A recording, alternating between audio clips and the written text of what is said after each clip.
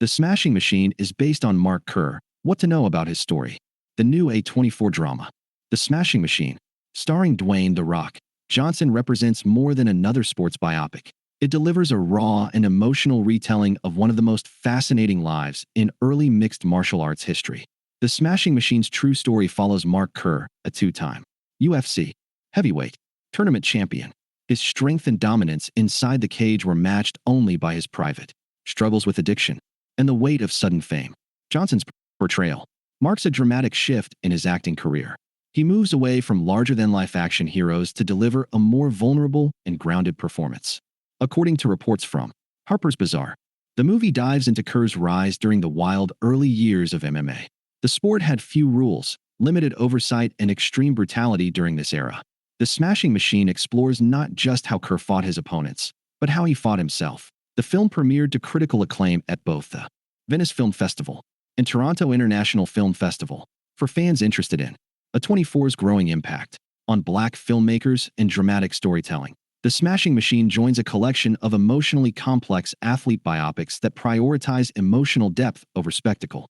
Is The Smashing Machine based on a real story? The Smashing Machine draws inspiration entirely from Mark Kerr's real life. His story was previously chronicled in the acclaimed 2002 HBO documentary of the same name. That documentary offered an unfiltered look into the formative days of MMA, capturing Kerr's physical and emotional unraveling as he struggled with painkiller addiction during the height of his career. A24's version takes a different approach.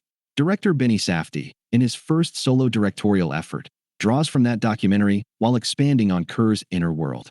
Safdie worked closely with both Johnson and Kerr himself to capture the violence of the ring and the pain behind the fighter's stoic public image. Johnson has publicly stated he was drawn to this story because of its unflinching honesty, describing the project as a reminder that strength isn't always about how hard you hit, but how you respond when life hits back. The actor gained about 30 pounds and trained in an intensive MMA camp to physically embody Kerr's physique. The Smashing Machine focuses specifically on the period between 1997 and 2000. Why is Mark Kerr called the Smashing Machine? Kerr earned his fearsome nickname because of his calculated and powerful fighting style. In his prime, he demolished competition with an unstoppable wrestling base combined with explosive ground-and-pound attacks that left opponents brutalized and overwhelmed. His dominance in early UFC tournaments and Japan's Pride Fighting Championships made him one of the most feared fighters in the world during the late 1990s. Fellow fighters and commentators gave him the moniker the Smashing Machine as they struggled to adequately describe his level of destruction inside the octagon. He functioned as a human wrecking ball, systematically breaking down opponents with technical precision and relentless aggression.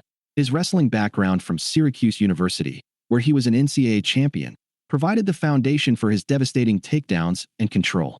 The nickname also became symbolic of his internal conflict.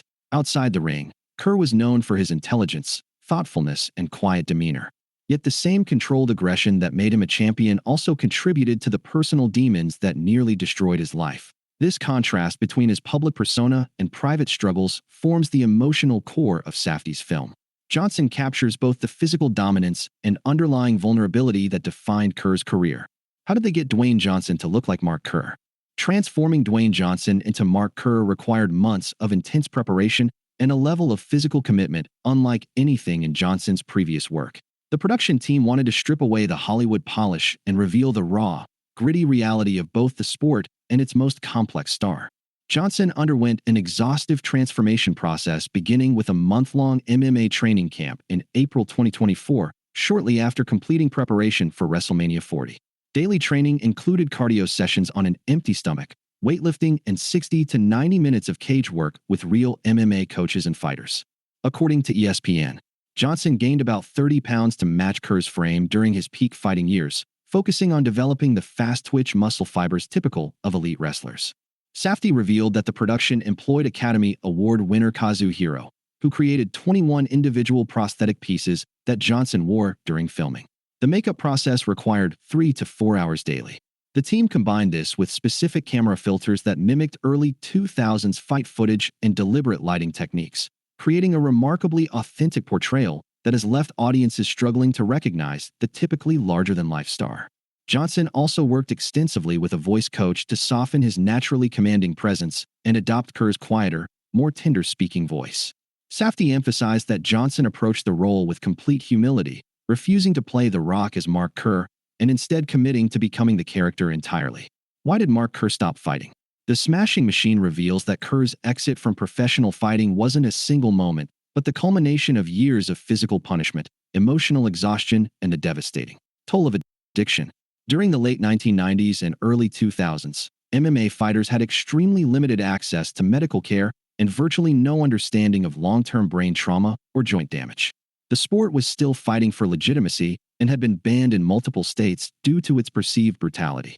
To manage constant injuries and the physical demands of fighting on short turnarounds, Kerr relied heavily on painkillers and other substances. What began as pain management quickly spiraled into dependency that consumed his personal life. The 2002 HBO documentary captured his real-time battle with addiction and included footage of his deteriorating relationship with then-girlfriend Dawn Staples, whom he later married in 2000 before their eventual separation in 2015. The pressure Kerr felt to maintain his undefeated status began affecting his performance.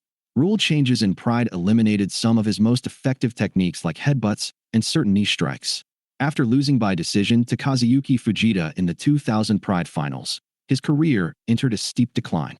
Subsequent losses to Igor Vovchanchin and Heath Herring made it clear that his body could no longer sustain the punishment required to compete at the highest level. By the mid-2000s, Kerr's once dominant career had faded entirely. His final professional record stood at 15 wins and 11 losses across 27 fights, with his last victory coming in 2007. Yet even as his athletic career ended, the real fight for his life was just beginning. The Smashing Machine captures these final competitive years, showing that the true battle was never just about opponents in the cage, but about the demons waiting outside of it. Where's the real-life Smashing Machine now? Following retirement, Kerr spent years in personal rehabilitation, attending recovery programs, and working to rebuild damaged relationships with family and friends.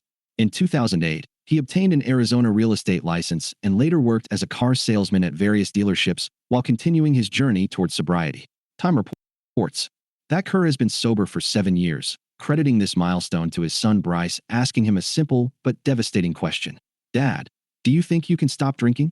In June 2025, Kerr received recognition for his pioneering contributions when he was inducted into the UFC Hall of Fame as part of the Pioneer Era Wing, which honors fighters who turned professional before November 2000. Dwayne Johnson presented Kerr with his commemorative trophy during the ceremony, bringing the Smashing Machine full circle.